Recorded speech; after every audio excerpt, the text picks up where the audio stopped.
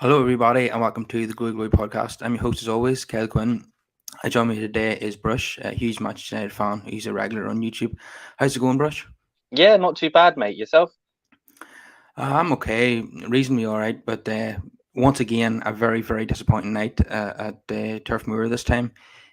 Similar to the Middlesbrough game, where we should have been 4-0 up at half time, ended up drawing the game somehow. It was really, really disappointing second half performance. Obviously, we're going to talk about Harry Maguire. We're going to talk about VAR. But all that aside, United should have put Burnley away. What's your thoughts? Absolutely. And we're seeing the same mistakes again and again, unfortunately, where we are creating the chances and we're just not putting them away. And we're getting punished for it as a result. And I don't know what you make of this, Carl, but, you know, I question the mentality of the team because it seems to be a thing where when things aren't going right, when we can't get that second goal and then we concede, everything just, gets lost. And the team, it's almost like a mental blockage when we concede. They can't get over that line and get back into the game. So yeah, it's quite concerning. Yeah, that is exactly why I was desperate to get the second goal last night, because they seem to have seems to be a weakness there when they suffer a minor setback. They just don't seem to be able to recover from it. I mean, once Burnley scored, then the game completely changed. It was Burnley creating most of the chances, and they look more likely to score. So it's just more of the same, really, isn't it? Yeah, and that's the frustrating part because we've heard the term game of two halves, and it really was. In that first half, we utterly dominated. I thought Pogba, on his return, did quite well. He was everywhere, covering everything. It was quite physical as well, getting stuck in, which I don't mind too much, provided you don't, get booked in that. Yeah, I thought Paul Pogba was good again, just as he was against Middlesbrough. He's been very impressive since he returned from injury. He scored at Turf Moor just like he did last season. I suppose the only thing you would say about it is that he's probably playing for a contract elsewhere. Would you subscribe to that? Probably. But he's on big money. We've got him. He's better than anything we've got. So my thing is, whilst he's here, we just utilize him and see what happens in the summer. But I'm not thinking that far ahead. For the time being, he's our player, and I'm happy to use him. Yeah, if he's playing like this, then he's a huge asset. It's just you go back to just before his injury, his last game before he got injured. I think it was against Atalanta away, and he was shocking in that game. He's capable of going from the sublime to the ridiculous, but at the moment, Yeah, it's a sublime, and long may it that's continue. that's the issue with him, isn't it? It's 50 Shades Pogba. which one are you going to get on the day? But yeah, like you say, if he's playing like this, we've absolutely got no problems with him. The only thing I will say is, he is a player who does his best work on the ball and getting forward. And as such, when he expresses himself, he does have a tendency to give it away from time to time. So but that's a problem that could be solved if we had a proper DM behind him to clean up any of those messes. Yeah, well, I'm sure every United fan on every podcast and every YouTube channel knows that we need to sign a midfielder as soon as possible. Hopefully that will be the priority in the summer. Declan Rice is the name that's been talked about quite a lot. Is that someone you would like United to sign? I think he's a brilliant player. What concerns me is the price tag involved. Obviously, he's young, he's English as well, so that comes with the extra tax. But I'm hearing quotes of 90 to 100 million. And the situation our club finds itself in at the moment, I don't want us to jump the gun and end up in a potential Harry Maguire situation again. Because, I think when we're talking those sort of figures, that's when you're really just putting the finishing touches on a team, when you're 1-2 pieces away from really, truly challenging. And I don't think that's where Man United are at right now. No, definitely not. We probably thought we were there back in the summer, but we know for sure that we're not now. And we probably can't afford to splash 100 million of our budget on just one player. Exactly. This is the thing. It all comes down to budget, doesn't it? Like if money was no object, absolutely, I'd be like, yeah, get Rice in. He's a fantastic player. But yeah, that for the price of Declan Rice, you could maybe get 3 players. and that's what we need to do. We need to rebuild as a team and get stronger. And plus, there's so many players as well whose contracts are up and they're likely to leave and whatnot. Yeah, I couldn't see United signing any more than 3 or 4 players in the summer. So there's going to have to be a few youngsters getting promoted, and obviously Garner and Hannibal will be two of those, and Alanga already. So, but they have got major talent, so it is exciting from that point of view. Yeah, absolutely. I'm definitely excited about that. My only concern is because, like you say, we don't. Well, at the best of times, we've not done as much business as we should in summer windows. And this one's going to be huge when you really look at the amount of players that could be leaving. Like, Martial's probably gone. Cavani's contract's up. Lingard is out the door. Who else? One matter. Do- One Matter and Matic, they're both, been lovely servants, but it's time for them to move on. The Donny situation, the Pogba situation, defense as well. We need, more reliable defenders. Even our backup options like Eric Bailly, I think when he's fully fit, it's a wonderful thing. But how often do we get to see a fully fit Eric Bailly? You'd expect at least one of Bailly or Jones to leave in the summer, I would say as well. Yeah. So that's a lot of work there. My only concern is if they don't get enough through the door, do they then extend the contracts of whoever's there just so that it sees us through for another year? But I think that would be the wrong thing to do. But it would be typical of Man United to do that. It would be, yeah. I wouldn't be surprised at all if they did that. So coming on back to last night again, another slight positive was the performance of Jaden Sancho. Probably his best performance in United shirt to date. Would you go along with that? Yeah. I actually have no concerns about Jaden Sancho. Even like in the last couple of months, my thing has always been with Jaden that if you give him a string of games and you play him, he's going to perform. He's just never been given that opportunity and consistency. The only concern I would say that we had is probably that all last year we were screaming and shouting for a right winger, and we thought that Jaden would come in and solve that right hand side, but he's taken to the left, so we're kind of left with still needing a right sided player. I don't know how you feel about Rashford, but I'm not comfortable with him on the right. I'm not either. I actually think Sancho plays really well on the right as well, and I would prefer if they switch wings. If you look at the Pogba goal from last night, it came from Rashford playing down the left hand side, and Sancho's on the right. They were switching wings quite a lot, but the goal came from Rashford being on the left. So I think Ralph needs to look at that and consider swapping Yeah, wings. I'm not sure why that is actually. But I can only assume there must be something in training or something that we're not picking up on. Because obviously, under successive management regimes, this has happened now. Because even under Oli, when Sancho was getting a look in, he wasn't out on the right for very much of it. Yeah, and a lot of Sancho's good play this season, even before last night, came on the right. The Donny goal against Watford came from a Sancho cross from the right hand side. I think also against Chelsea, wasn't he? I think he might have been playing on the right and he scored in that game. But Yeah, there have been a few occasions where he has done well on the right, and I thought he looks more comfortable there because he can go past the left back and cross the ball in with his right foot. But on the left hand side, the right back knows he's going to try and cut in on his right foot. He very rarely seems to go the other side and try to use his left foot. He's very right footed, isn't he? That's kind yeah. of the thing. And he's not really a pace player either, so he's not going to outrun the opponent. No, he's only uses his trickery really to beat Yeah, opponents, like we seen last night. But yeah, I was complaining quite a lot about Sancho playing on the left, but after last night, I'm more comfortable with him playing on the left. Either wing will yeah, suit me. But yeah. to accommodate Rashford, I think he should play on the right and Rashford on the left because Rashford has to play on the left. Yeah, that's the problem. I mean, with Sancho, I've seen him on the left quite a few times for Dortmund as well, and he looks very comfortable there. And either side, I think he is the future for us. So I'm quite happy with that. The right hand side at the moment is an issue. Um, there was one or two people today on Twitter actually who threw up the question: would you sell Rashford?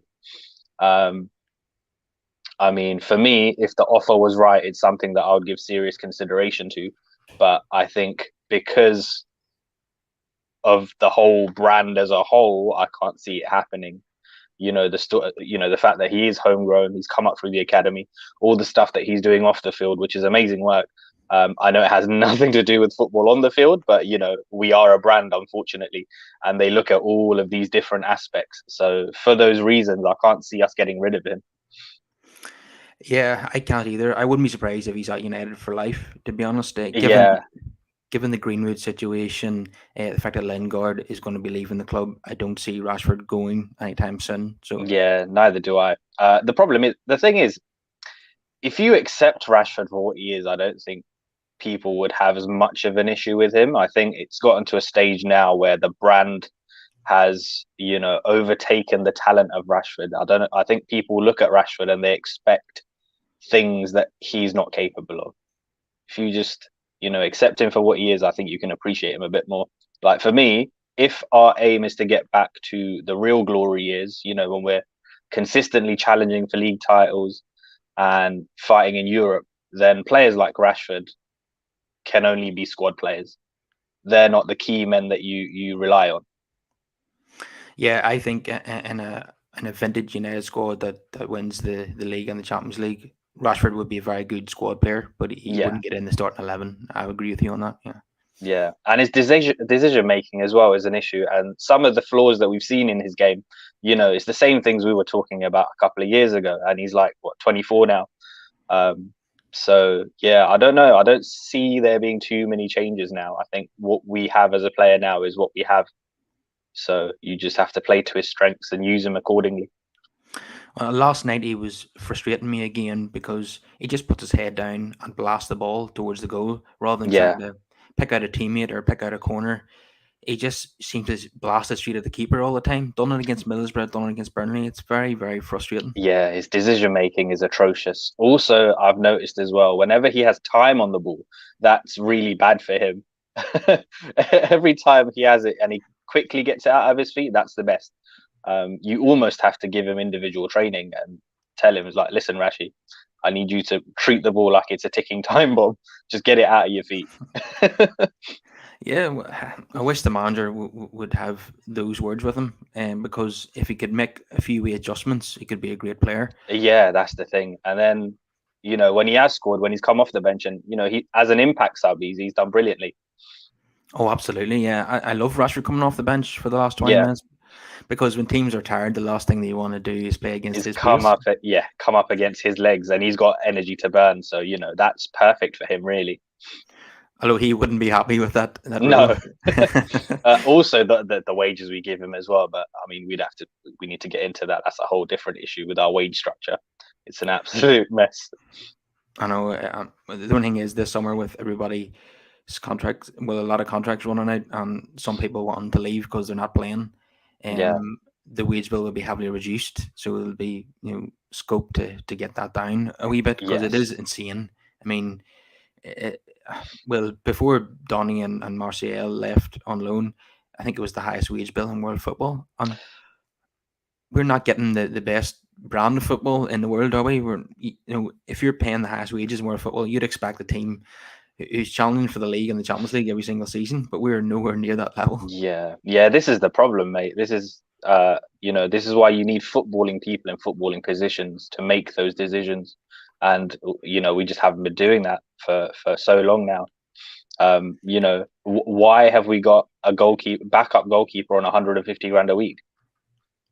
I know it's And we've got four goalkeepers, and Tom Heaton is an able deputy, and he's perfectly fine as a backup goalkeeper in the Premier League. Dean needs first team football, especially at his age. So for the life of me, I can't understand why we haven't loaned him out. he's probably frustrated with that himself. Yeah, I read today from Samuel Luckhurst that United and Newcastle tried to negotiate a swap deal, Henderson for Dubravka, but Dubravka didn't want to be David De Gea's understudy, and you can understand that if he's starting at Newcastle, then yeah. why would he come to United and sit on the bench? It's perfectly reasonable. I just don't understand why, they're not rating Tom Heaton. I know. What was the point in bringing him in then if they're not going to use him? Yeah, yeah, he's experienced, he's homegrown as well, and one or two of the best games he's ever had have been against us. Um, We already had one irrelevant keeper in Lee Grant, so why do we need to bring in another one? Yeah. I just it doesn't make sense to me. Yeah. In regards to that, I kind of like Chelsea's model, where nobody goes to waste. Everyone's loaned out, and improving and doing something. And even if they sell players, they usually are quite resilient with that as well, with their contingency plans, and they have buyback clauses and things inserted. Oh yeah, I mean they have football people making football decisions there. Yeah, Maria Branister or something. She's very very smart when it comes to football business. yeah. Whereas I'm not fooled by what Richard Arnold's been saying that there's going to be more power given to the football department of John Merda, Fletcher, Ranić, and whoever the manager is in the summer. I fully expect Matt Judge and Richard Arnold to still be sticking their nose in. This is a big concern. I mean, when Ralph came in, it wasn't so much his managerial CV that got me excited. It was more so what he was going to do potentially upstairs at the end of the season. Uh, having looked into seeing the projects that he's overseen at like Leipzig, because that is really his forte. But you know, we need clarification on what his exact role is, and even Ralph doesn't know what his role is or what's going to happen. I'm not a big fan of this advisory business. I mean, what does that even mean? I have said that myself in his initial press conference when he was asked about it. He didn't really seem to know what that role entailed. He was just focusing on being a coach. Yeah, Does that mean he's going to be a technical director, or is he just going to be asked for his advice on certain matters, or what is it? It doesn't mean anything. You know what? yeah. It wouldn't surprise me if they just paid him off at the end of the season. There's every chance that there's every chance that he could walk away. Simply, it's all crazy. I mean, that in terms of that whole structure, though, I think it's just wrong, because you've got John Murtough, who is now the director of football. We didn't have one for so long. Now he has actually requested the help of Ralph. Now there's two ways we can break that down, because that, on the one hand, is quite concerning that you've hired a DOF who admitted that there's certain things that he's lacking in, who needs help, that he needs help with. So in one sense, all right, fair enough. You've identified an area of weakness that you need help with. But then on the other hand, for a club the stature of Man United, should that be the case? Should you be learning on the job? Can we not go out and get a DOF who's already certified, who's qualified, who knows what they're doing? You know, and then with Richard Arnold as well, taking over from Ed Woodward, he's in a similar situation where Richard Arnold said, "Listen, I'm going to be sticking to the marketing side of things." I mean, which kudos to him, because that's what Ed Woodward should have done, because he didn't have a clue about the footballing side. So Richard Arnold's at least come out and admitted that. But then, if that's the case, then create an actual position for Ralph, which entails exactly what he's going to be in charge of. Yeah, what I would like to see would be him being the director of football. In all honesty, but Yeah, given that John Murta has already been given that role, then Ralph should be made the other technical director alongside Dorn Fletcher, and that would make a lot of sense. and it would Um, also be nice to have a technical director who wasn't in trackies and on the sidelines chewing gum. I just don't understand that at all. I've never seen that before ever. I'm just That needs to be clarified by the club. What is his role? yeah, because I've never seen a technical director just on the touchline. And Chris Amas, who is he talking to in these earphones in every game? Ah, I wouldn't like to speculate. Okay, coming back to last night, there was a couple of obvious negatives, and one of them being Harry Maguire, another Yeah, atrocious performance. I think he's probably had two good games all season. The rest have been absolutely shambolic. yeah, He was I think he made two mistakes in the build up to the goal.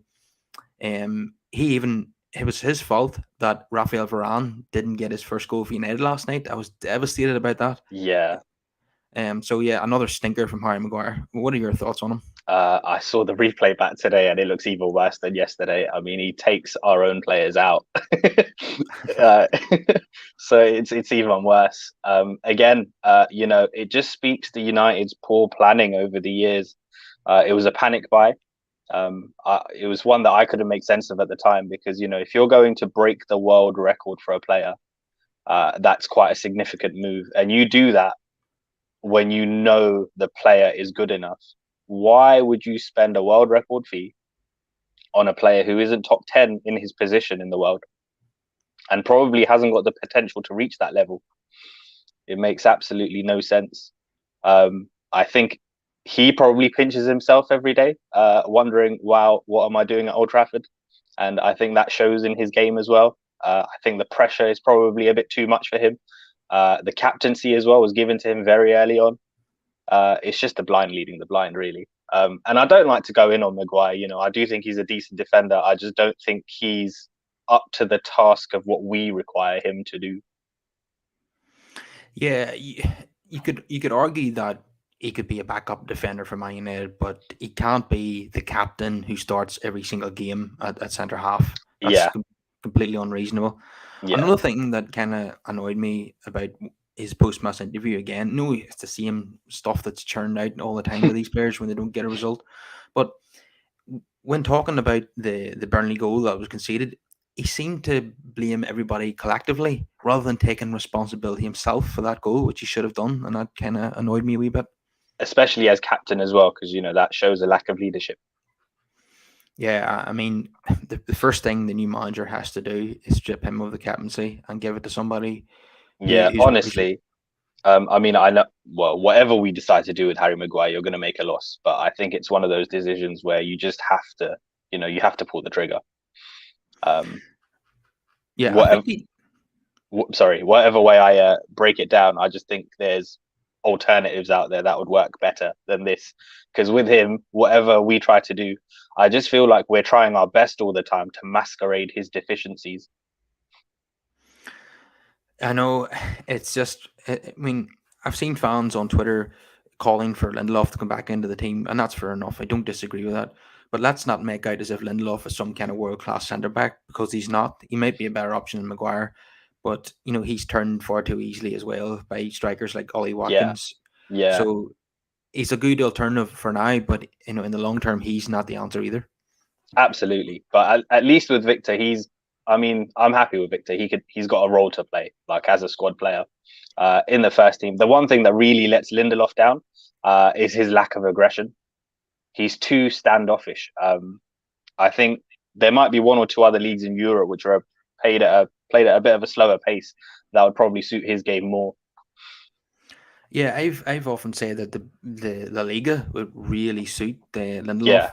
Probably playing for Barcelona when they're dominating possession at the Camp Nou, and he doesn't have that much defending to do, and he can just show off all his ball skills. That yeah. would be the perfect arena for him.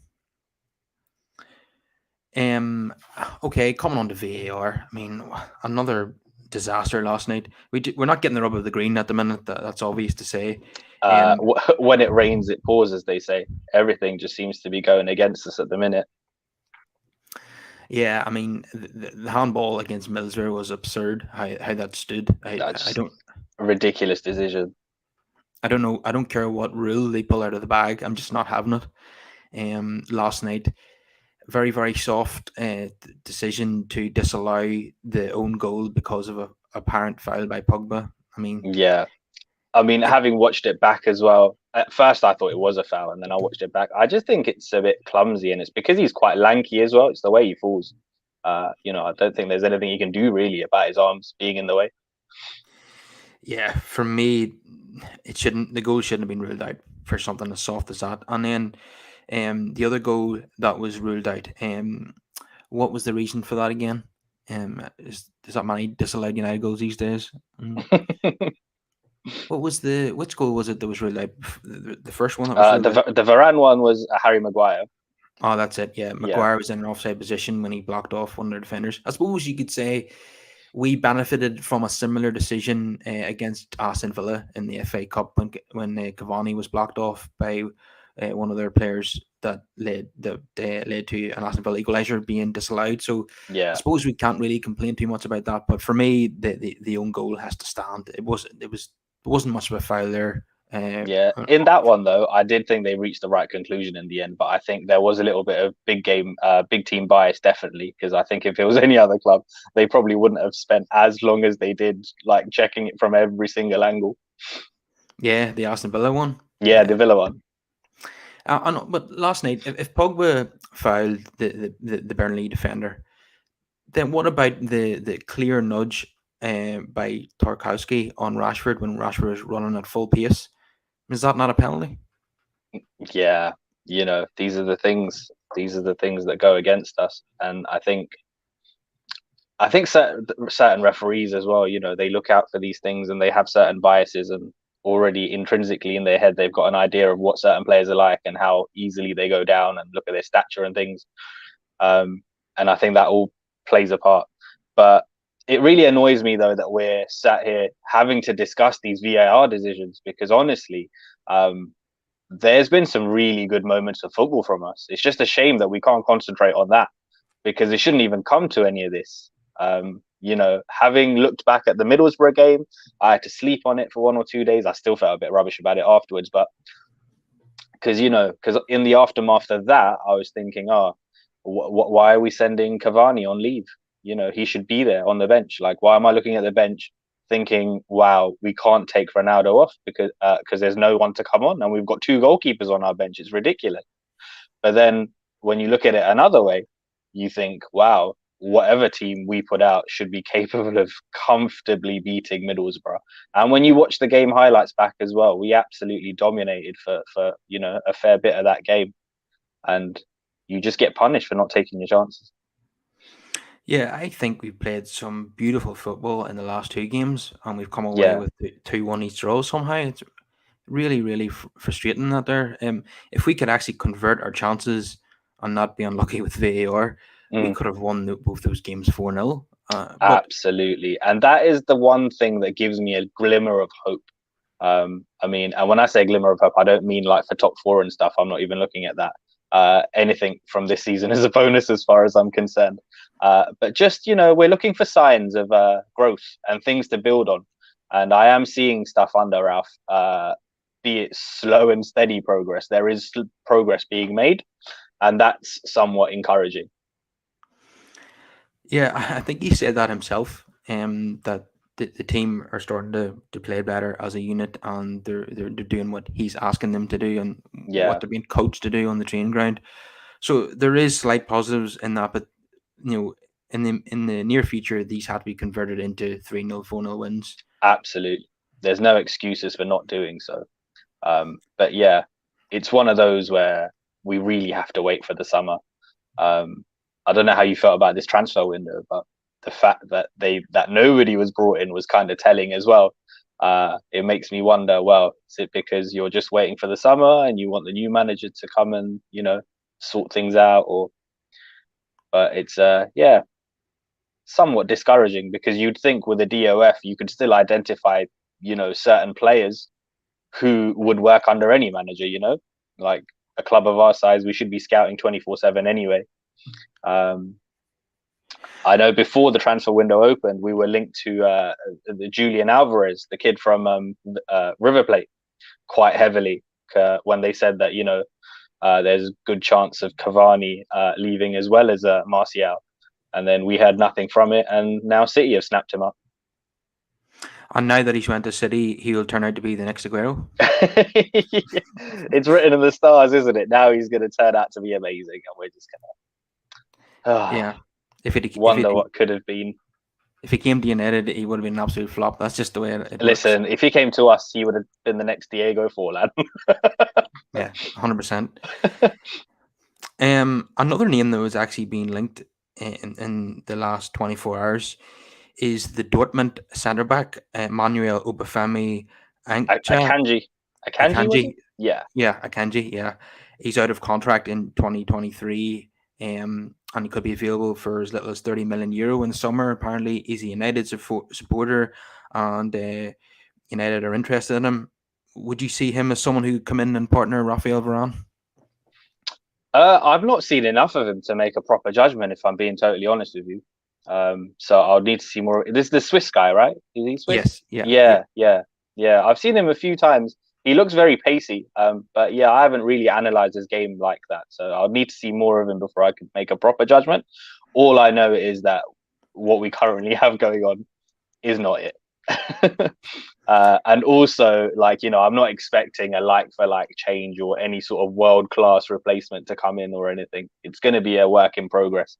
So what we really need to look at is like the age and potential, and work towards something. There's nothing wrong in a player coming in and in a year and a half to 2 years time being the finished article or close to that. Well, he's going to be 27 by the time next season starts, so Mm. you expect that he's going to be the finished article if United sign him. Yeah.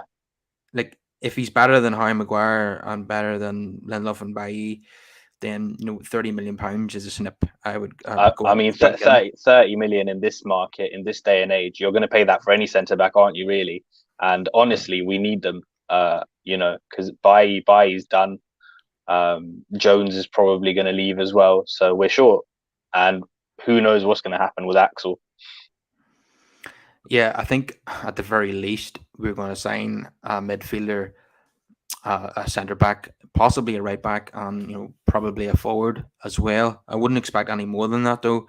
United Yeah, are not the sort of club that goes out and buys 6 or 7 players in a window. Only yeah. Manchester City really And do that. even what you just mentioned, that's quite that's quite a task to do in one summer It is for this club. for Yeah, this club, based on what we've seen over the last decade or more. It's a difficult job for them. yeah. It's usually 3 in, 3 out, but I mean, 3 in might not be enough considering how many No. people are going to be leaving this summer. Yeah, yeah. I can only assume that this means that the youth are going to get a proper chance and they'll make up the bench and whatnot, which isn't necessarily a bad thing. Yeah, I've been absolutely dying to see Jimmy Garner in the United first team because I think, based on what I've seen from him, his ceiling is a lot higher than Fred's on McTominay's. And again, Scott McTominay's capable of having good games against opponents like Leeds, but last night he was shocking again. I have to be honest. Yeah. When Matic signed his last extension, initially I was a bit concerned and I was like, oh, this is kind of worrying because he's already on the decline. We can see it. But then I was thinking, if we keep him around as like a mentor to the likes of Garner, that could be a good thing. But then that obviously didn't happen, and we just kept sending Garner out on loan. Yeah, I think Matic probably has to leave this summer as well because he's not a member of the starting 11 anymore. Yeah, He's a standing player now, and yeah, he's long past his peak. And for yeah. I me, mean, and he was never. Well, I mean, he was never really a pacey player, even in his peak. So it's gone down all the way to almost nothing now. He just hasn't got the legs. yeah, and he just chops people down now because he's so off the pace. Yeah, Yeah, I think he has to go realistically because if he stayed next season, he's going to be what Juan Mata is this season, a player who yeah. just sits there and does nothing. Even last season, to be fair, I mean, in total, I think he made like 9 appearances. If we add up the actual minutes accumulated, it probably amounts to about the total of 2 games. And this is a guy, who's on about 7 million a year in wages. Juan Uh, Mata. yeah. What So I think happened was that Solskjaer decided to keep Mata for his experience, and then Ronaldo came in at the last minute and rendered Mata completely irrelevant, and then he was stuck there the for a thing with season. what the thing with Juan Mata, I am a big fan of his. I mean, I actually, even as a player in his prime, I think we wasted him massively. The player that came from Chelsea, that won back-to-back Player of the Years, he was amazing. We just never gave him that role as a number 10. We always had him out on that right-hand side, and we truly wasted his talent during his best years. What I will say about him, he's a model professional. I love the guy on and off the field. He's pleasure, absolute pleasure, and a credit to this club. He's someone that I would quite happily have as an ambassador after his playing days are done. But in terms of purely footballing, in terms of just purely footballing ability and where he's at now, never should we have extended his contract and have him on those kind of wages. It makes no business sense. Makes no sense at all. No, it didn't make any sense to me either. Like you say, he made 9 appearances last season. Yeah, That any player who plays 9 games in a season, usually he'd be let go in that summer transfer window, but we yeah. give him another year. It didn't make sense at all. On the same wages or similar. So that's another thing. If you're going to keep them around, explain the situation to them. Offer them half the wages. Yeah, he has been a great servant to the club on Yeah. and off the pitch. He'll always be remembered for that double at Anfield. Oh, absolutely. Yeah. And always, when greeting the fans, he's always the guy that will stand there and sign everything. And, he's just a lovely person. Yeah, and with regards to the ambassadorial role, I think that conversation might have already taken place, behind Mm. closed doors. So I wouldn't be shocked to see that at all. Yeah. Yeah. But yeah, no, he's another one. Ronaldo. Yeah.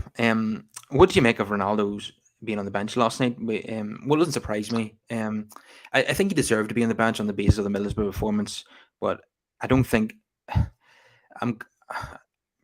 I think Ranić showed a bit of courage by putting him on the bench. I'm not sure most managers would have done that, especially after the way he reacted against Brentford. But clearly, Ranić is showing who's in charge. But when he did come on, again, he had a couple of chances to score ahead of the goals, and the headers went over the crossbar. So he can't really complain at the moment. I know for most of the season we could have said about Ronaldo that he's not getting enough service, but in the last two games, especially against Middlesbrough, he has been getting the service and he's not producing the goals. I mean, for me, like when we actually break down that signing in the summer, last minute, obviously it wasn't planned, but you have to be reactive in the market according to changes that happen. It was the same way in which we bought Van Persie, because I don't think we planned for that at all, and that kind of ruined Shinji Kagawa, if you remember, because he signed to play that number 10 role tucked in behind Rooney, and then Van Persie arrived, and everything went out the window. With this one, I think the people that run our club saw the marketing potential and an opportunity to more than make up for any and all COVID losses with this signing. And I think that was the main motivator behind it. On the first day that the number 7 was announced in the UK alone, they sold 32 million in shirt sales. And since the summer to now, I think they've raised in total over 200 million from the signing of Ronaldo. There's staggering sums there. Which is crazy. He's got like 400 million followers on Instagram. So he's everything he posts on there is pretty much like an advertisement. And I was hearing today that like per post, he gets paid like 1.7 million per post. And there's quite a few pictures on there with the United badge and that as well. So I'm sure the club are saving quite a few pennies on some free marketing there as well. And I think these are the things mainly that they looked at when bringing him in. Yeah, I'm not signing a player for all the wrong reasons, but it's what we used to at United in the last 9 years. Yeah, yeah. I will say though, on the football pitch, like I wasn't totally against it, but it's one of those where you need to weigh up the pros and cons and understand what it is that you're buying. The Ronaldo of now is nothing like the Ronaldo that we remember from years ago. This Ronaldo, I would say, I keep comparing this one to a Filippo Inzaghi, who was just sort of a poacher and a clinical finisher inside the box. He didn't really offer much else apart from that, but that one thing he did very well. And this Ronaldo does have his uses. It's just that he's very limited in what he can do, and he's not the kind of player now that we can rely on, or you can build a team around, or that you can use week in week out for every game. He needs to be used sparingly.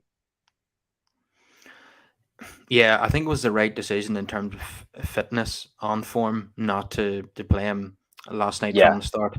I would fully expect him then to start against Southampton at the weekend. yeah, But I've got no qualms about him, being benched now and again. I don't have any issues with that. What the manager says goes. As far as I'm concerned, you can throw your toys at the pram, you can complain, that's totally fine. It's part and parcel of the game. But I think because it's Ronaldo, the media and everyone jumps on it. We all know what he's like. We know he's not going to be happy when he gets substituted or whatever, but it's not a big deal for me. did I read a stat last night that he's currently on his longest goal drought in 16 years or something? It could only happen at Man United. Yeah.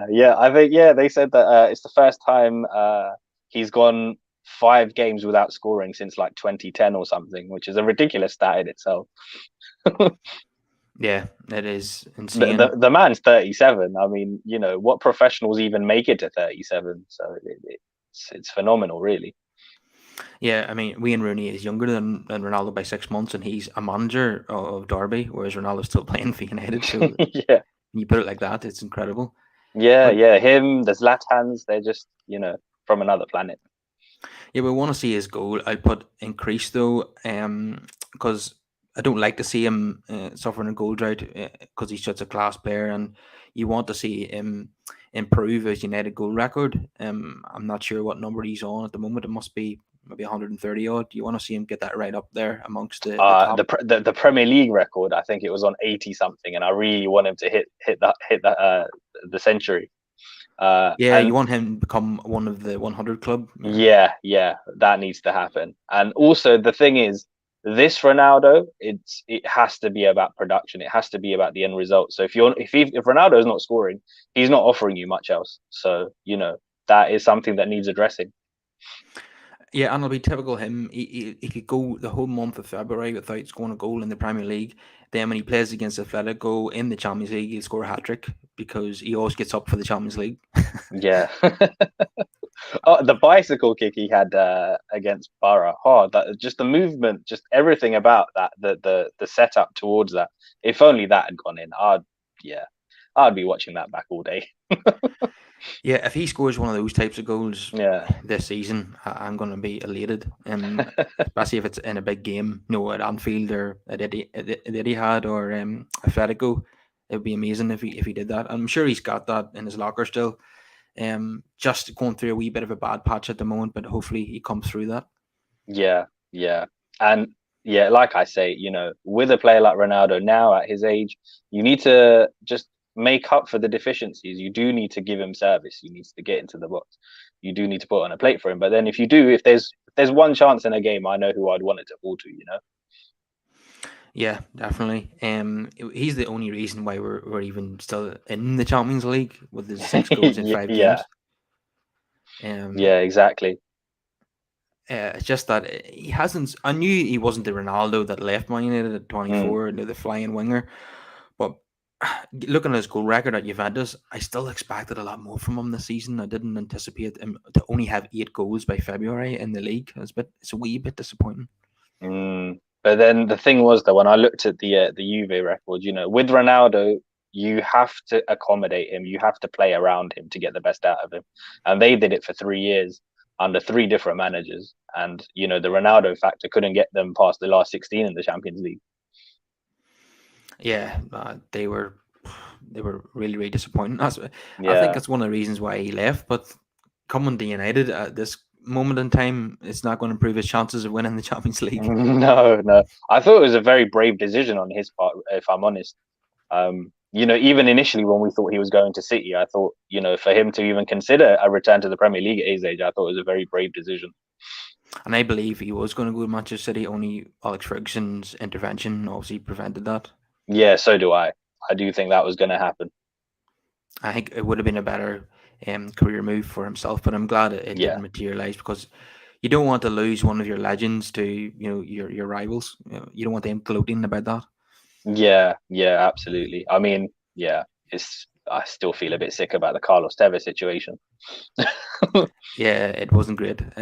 At the time, I was obviously very upset about it, but I've come to terms with it over the last 13 years or so.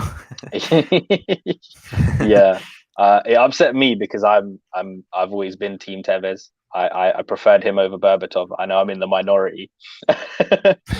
I just felt like we let him down. And yeah, the fact that he went over there and had success, it hurts. Yeah, Ferguson should have given him a contract when he was calling for it. When they offered him the contract at the very end, it was more like a token gesture, really. Yeah, that's what it was. That's what it felt like. And then, yeah, for me, for that Champions League final as well in '09, I think it's a different game if he starts. And because in '08 we had the best front three in world football. I don't care what anyone says. That just the marauding attacks, the interchanges, the quick, intricate changes. Defenders didn't know who to mark. Like they would just come at you from all angles. And then we got Berbatov in, and it just totally messed up that rhythm and flow. Yeah, and then I think Tevez mentioned as well. It was after being left out of '09 final that he just didn't feel loved. Yeah, Fergie played the same team that beat Arsenal in the semi-final, but you're going up in levels in terms of opposition against Barcelona. You have Yeah, to play your best players. I would have taken, you know, Ji-sung Park at Love Park, but I think he should have dropped out for Tevez in that final, if I'm being yeah, honest. yeah. But Eh, sorry, go on. okay, just want to do a quick rundown the player ratings from last night. I'll shout out mine, and you tell me if you disagree with any of these. Okay. Um, De Gea, another brilliant save. Um, just remembering that now. Great strong right hand on it to stop Burnley going 2-1 up. So yeah, I would definitely have to give him a 7. Dallo, a bit disappointing really.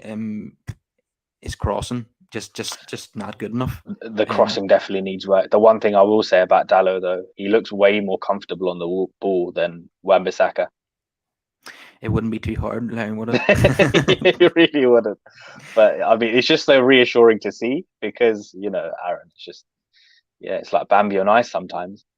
So that part of his game, it was nice to see, and it is nice for him to be given a run of games, Dallo, because for a long time we've mistreated him. Like from when he arrived, we never really saw him, and it was quite a big outlay for a very young player at the time as well. And I never really understood it. I never understood why we got him in if we're only just gonna bring in another right back a year later for just double the fee. Um, yeah, I think he has a role to play. Last night he went on a great direct run himself, and then I think he got a bit carried away by thinking he could take it all the way. He should have just picked a teammate out Yeah, of the edge of the box. But he's got ability on the ball, which Wan-Bissaka yeah. doesn't have. So I'll probably go with a 6. Really, Harry Maguire, I'm going to have to go with a 1. He was absolutely Oof. shocking, Yeah, and that's being yeah, generous. Varane, yeah. class as always. Should have had a goal only for Maguire. So I would definitely give him a 7 out of 10. And because of the goal we conceded and what Maguire did, it kind of made Varane look bad in that as well. Yeah, definitely. That's what Maguire does to the people around him. Yeah, yeah. Luke Shaw, I don't think he was particularly brilliant last night. And I mean, yeah, on both ends of the pitch, he's too narrow at times. Allows crosses to come in too easily, and then he does these cynical fouls all the time as well. He always gets a yellow card in every single game. It's another position, if we're being totally honest, we need to look at in the summer. Yeah, there's too many of those already. Yeah, like when we really break down Luke's tenure at the club, he's had like one good season in what, 7. Yeah, it's been very, very disappointing. So yeah, Yeah, I would only give him a 5 for last night. McTominay really, really poor. Give the ball yeah, away so many times. He would yeah. only get a 4 in my opinion. Paul I was I Pogba. was disappointed in Scotty as well because last couple of games, I did see a little bright spark in him, and because I know he comes in for a lot of criticism as well. But there was 1 or 2 games where I was like, oh, this is good. There's something for him to build on. So to see it return back to what it was yesterday, it was very disappointing. I think on average he's good in 1 every 4 games, and that's just not good enough for Manchester United. Yeah, I mean, listen, as a squad player, I think you can play a bit part role. I think we is one of those players where people are very divided, and there's no nuance when it comes to Scotty. There are some that talk about him as if he's an up and coming player, as if he's 19. The man's 25. I know. He may not look it, but he is 25. So yeah, so there's that, and then there's the others who think he's just absolutely useless. I don't agree with that either. I think he does have a role to play, just in rotation. It's probably somewhere in between. Yeah, So yeah, 4 for him. Pogba, backed up his performance against Middlesbrough with another sparkling display, scoring a goal. So yeah, I would probably go with a 7 for him too. Um, Bruno Fernandez, I thought he was really, really good against Middlesbrough. Probably not quite at that level last night, but um, he can't fault his effort. He's always trying to make things happen in the final third. I was Um, impressed with his tracking yesterday as well. When Scotty did give the ball away, the fact that he did, that he did a good job with that, with the Yeah, defensive side. there was definitely one incident where Mm. he had to chase all the way back into his own penalty area because Yeah, somebody gave the ball away. yeah, that that was the McTominay one. That was, yeah, I was really impressed with that. That was good. yeah, you can never fault his commitment on Yeah. his ability. He got both of those important Mm. attributes. So yeah, but last night I probably a 6.5. Wasn't one of his unbelievable games. So the forward line, Sancho easily his best performance in United shirt. It would be an 8 out of 10 for me for his performance. Rashford, another frustrating display. Mm. Constantly shooting when he should be picking someone out in the middle. Always shooting the shot straight at the goalkeeper. Putting his head down and running into cul-de-sacs, and just the same mistakes and flaws that we've been seeing from Rashford for a long For, time. for for years now, for years. Yeah, so a definite 5 for me for last night. But you can't fault his effort. He's always trying. I know sometimes Yeah, people say he doesn't track back, and maybe he doesn't sometimes. But last night, whenever he lost the ball, he was chasing after it again, trying to win it back. But the problem was that he was losing the ball far too often. yeah. So I would, yeah. So just a 5 for me. Cavani should have scored with that header from 2 yards out. I know Nick Pope knew nothing about it. It just kind of hit him on the knee and went out. We do have a habit of making the opposition goalkeeper look amazing as well. Poe pulled out some decent saves yesterday. I know we've been doing that for as long as I can remember. Yeah, We used to make Brad Friedel look like the best keeper in the world as well. yeah. Funny enough, even our very own Lee Grant, his best game that I've ever seen him in was against us. Although, yeah, so Cavani probably just a 6 for me. You can never fault his endeavour. But speaking of Lee Grant, something I didn't realize was when Rooney scored his record-breaking goal against Stoke, that free kick, Lee Grant was the goalkeeper that day. Probably the best thing that Lee Grant has done for Man United. Another very, very strange role there. It's yeah. I tell you what, I can't fault the guy. It's great work if you can get it. Yeah, it's free money. Yeah, yeah. Imagine that. I mean, he must be on what? I rough ballpark. He must be on at least what 15, 20 grand a week, and I'm probably lowballing. Yeah, yeah. He just seems to be some kind of a coach slash fourth choice keeper slash guy who moves the cones around. I just don't Slash just understand it. Mr. Motivator, just there to greet everyone. Just It cheer wasn't them on. even. He was even playing the fourth official at one point, wasn't he? Holding up the board. Yeah, I think he is getting his coaching badges and stuff as well. So, and that's on the club as well. The club are paying for that, I think. So, yeah, happy days. Well, he's going to need to turn out to be the greatest goalkeeping coach of all time for us to get our money back on that one. Yeah. So the manager last night, how would you rate him out of 10 based on his tactics and substitutions and his selections? Oh. So I have seen improvement over the last couple of games, which is the thing. Um, because initially I was quite worried, and I'm glad that he realized as well that the 4-2-2-2 thing wasn't working. Because I felt that it was a square pegs round holes kind of thing, where we just didn't have the players for what he wanted. And because having spent the best part of 3 years set up to counter attack and having wide players and not utilizing them was almost criminal. So for him to realize and make those small adjustments, and generally in patches we play very, very well, and I do like the changes that I'm seeing.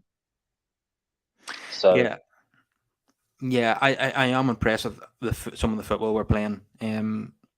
So I do feel as if we're going to hammer someone pretty soon if we yeah, put our chances away. I think we have to keep in mind as well, in the grand scheme of things, he's not really been there that long, and he's still working with the same squad and the same players. So it will take time. I know, like everyone, I was a little bit disappointed with the transfer window because on paper it looks as if we've ended it weaker than when we started. But those players that left, they weren't getting enough game time anyway. So I think in the long run, this is probably going to work out in our favor because now those players have the chance to go and showcase their talents. And if it works out, they get to come back in the summer, and depending on the situation, they may have a role to play. And if they don't and they do well, their value only goes up, right? So we get to sell them on for more money. So it's Yeah, I'm desperate for Donny van de Beek to come back. We've seen Mark Overmars leave Ajax recently, and he had a great relationship with Eric Ten Hag. So, a very reliable Dutch journalist has been saying that it's highly likely now that Eric Ten Hag will leave the club in the summer. So we yeah, have to go. If I want to see that deal being signed in March, I want to see United go and get that done yes, before the end of the season. yes, that is how a competent club would move. And that is that's what I'm hoping for anyway. I'm hoping that they've learnt their lessons from all the various mistakes over the past decade. And when we really break it down, I mean, there was some problems from before Ferguson left. It's just that Sir Alex was such an elite manager that he managed to paper over a lot of the cracks. Because there was definitely times when he protected the ownership and this board. For example, like when we initially sold Ronaldo, uh, the best player in the world at the time, and replaced him with the best player at Wigan. And Fergie was trying to convince us that there's no value in the market. I think these things come from the board, and yeah, and then they've panicked obviously afterwards when they realized that that gravy train had ended, and then they've just been very reactionary, trying to throw money at it, but without a clear structural plan. Yeah. I think we're getting closer to a structural plan, but I don't think we're quite there yet. Yeah, it's all still just hope for the best, isn't it? That's what it is. But yeah, like you say, if we can agree a deal for Ten Hag before the end of the season, that would be fantastic. I think that will give the players a bounce as well, knowing that somebody's coming in. And yeah, and then And we should also be targeting Van der Sar.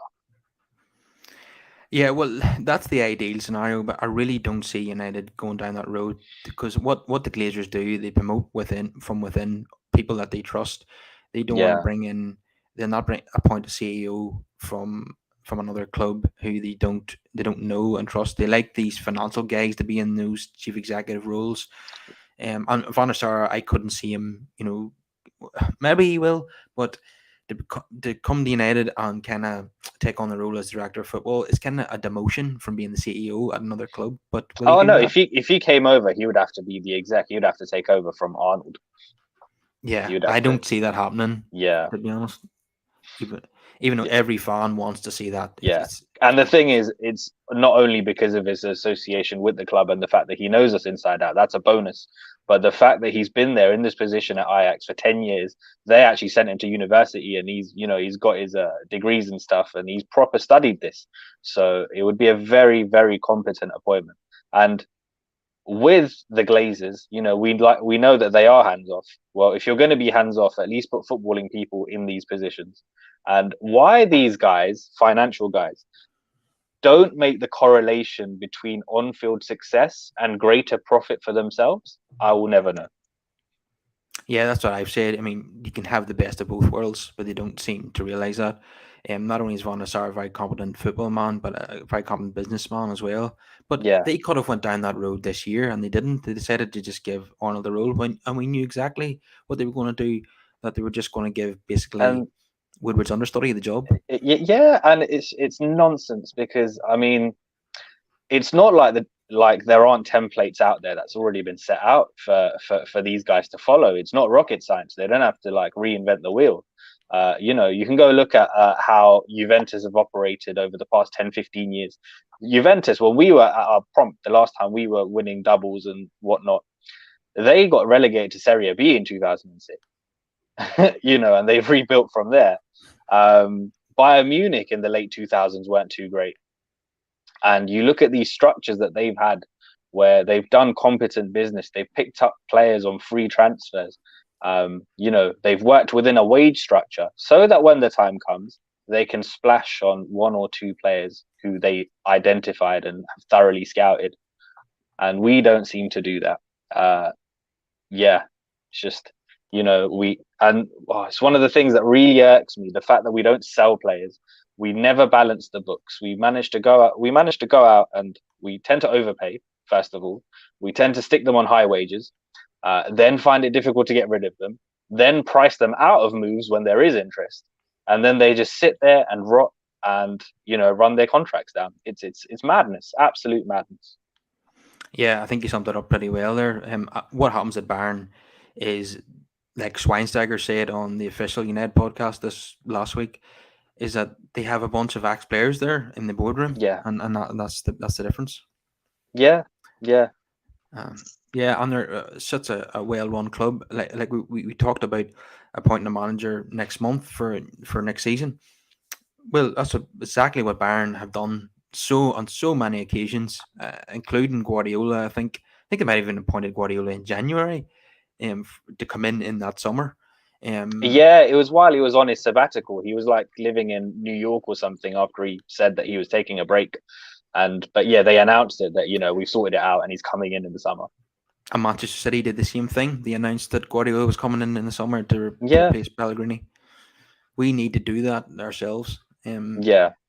Get the manager in March, then we can focus on the players we're going to be bringing in. Get those players in May and June, and then we're going to be prepared for the next season. But Exactly. You do that early, and as soon as the transfer window opens, we get the ball rolling. We're ready to act. But then these lot, it's literally like they wait for the window to open, like we wait for the window to open. yeah, Like it's it's like they start asking questions during the window. It's madness. I don't understand it.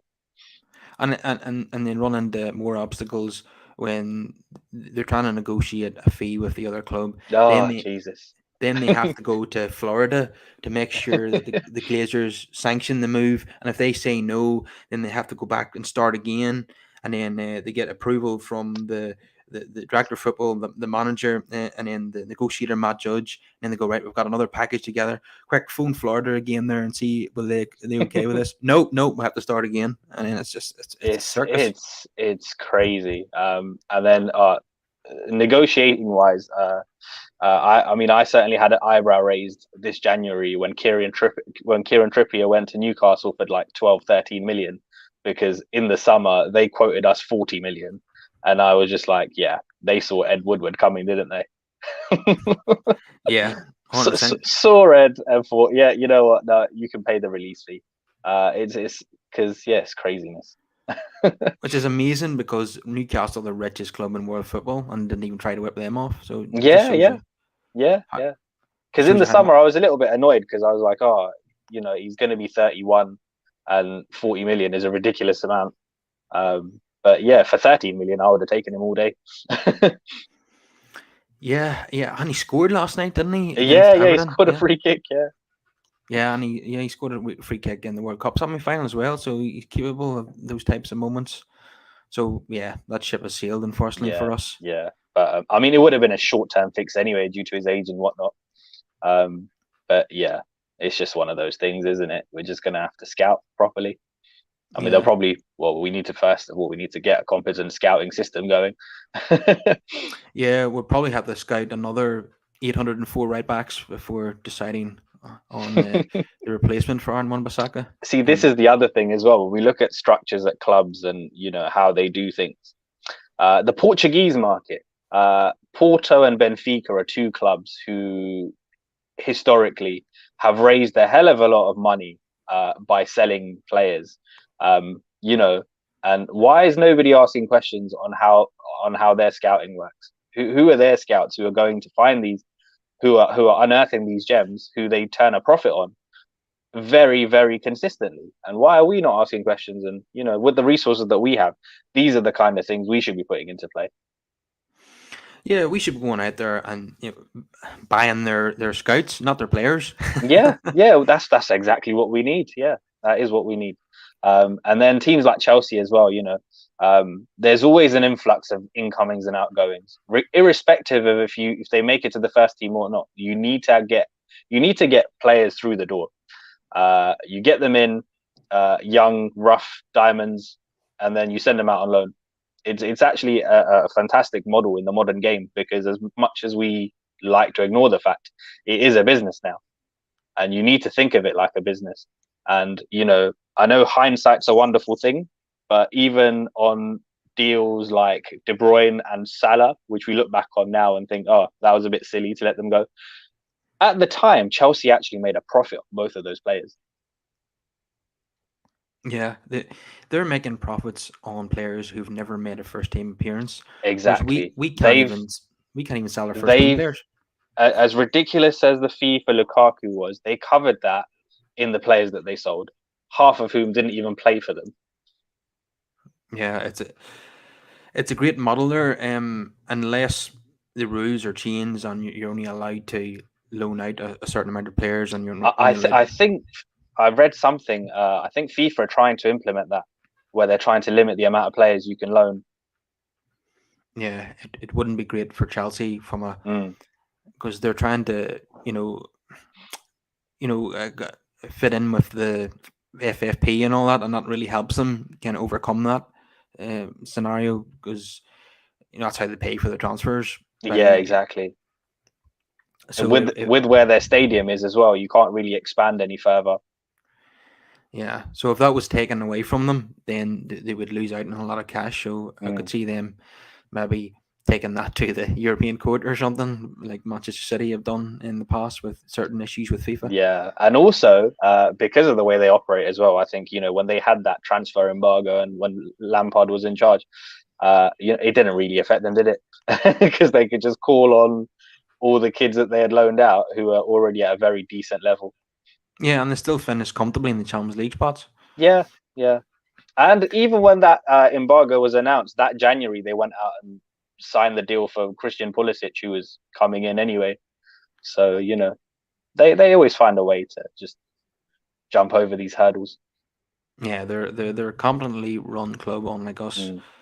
Mm. So we're just kind of hoping for change, and what we're not overly optimistic that things are going to improve at United in terms of the boardroom and scouting and so on. But we live in hope That's all we can do. because if you don't have hope as a football fan, you don't have anything. Then exactly, if we, yeah, yeah, it can only get better, right? Yeah, well, at least the Touch wood. performances are improving. Yeah, yeah. So yeah, that's what I take a little bit of pride and joy in now. The fact that there is changes. I mean, it's not at the speed at which we would like it to be at, but the fact that we are seeing little improvements, and then more of it will come in the summer. And things like Maguire, you can't coach that. You know, like those kind of mistakes, you can't coach that. You just have to replace it and try something else. Yeah, and he badly needs replaced. Mm. I'm not hopeful that he's going to be sold because they won't want to make a massive loss on him. But Yeah, I mean, he needs to be yeah, dropped to the bench. yeah, yeah. To make anything back, you'd probably have to. This summer would probably be the time. He turns 29 next month. Yeah, the most they could get for him is probably 30 million, and even that's probably a stretch. Yeah, I think. Yeah, pretty much. I think if I'm being really optimistic, 40. But even that would be like loads of add-ons and things. I think an upfront fee, you're talking, somewhere around 30. And the only club who would even pay that is Newcastle. Yeah, yeah. Maybe an Everton, I could see. Yeah, well, they've wasted But tons and tons of cash. yeah. Okay, it's been a pleasure to have you on, Rush, and hopefully I'll have you on again sometime. Thank you for having me. It was fantastic being on. Okay, if everyone give us a wee like on the video, subscribe to the channel, and comment your thoughts down below. And we'll see you one again at the weekend.